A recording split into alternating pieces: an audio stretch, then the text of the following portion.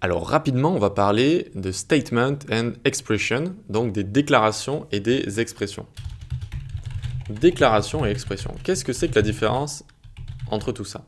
Une expression en JavaScript, quand vous entendez expression, et on dit expression aussi en anglais, donc quand vous le lisez également en anglais, c'est juste une valeur. C'est tout ce qu'il faut comprendre. C'est une valeur.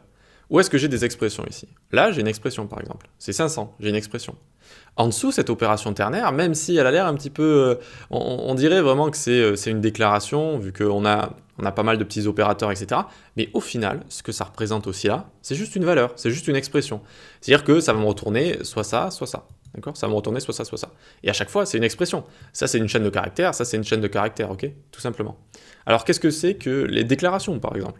Eh bien, quand on fait if prix supérieur à 500, tac, on va loguer tatati tatata, ça, c'est une déclaration. Ça va être un bout de code qui va s'exécuter. Ok?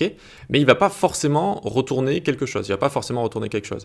Ici, par exemple, là, ça retourne rien. Ok? Sachant que j'ai mon 500 qui était sous forme de chaîne de caractères et voilà. Et en plus, donc, c'était pas supérieur à 500.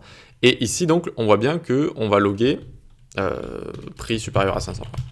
Prix supérieur à 500. Ok, très bien, ça retourne quelque chose, prix supérieur à 500. Mais si j'avais ici le prix qui était égal à 100, ça n'aurait rien retourné du tout, d'accord? C'est un bout de code qui n'est pas obligé de retourner quelque chose.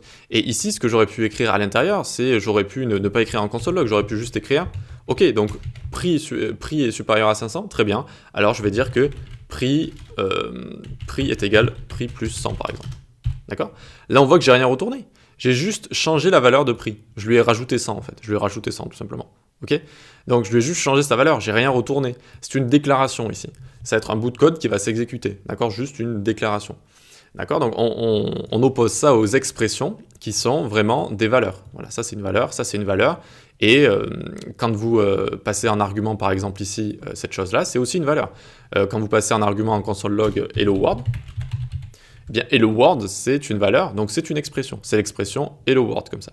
Voilà, donc c'est la différence entre déclaration et expression, et on appelle ça en anglais statement and expression. Ok?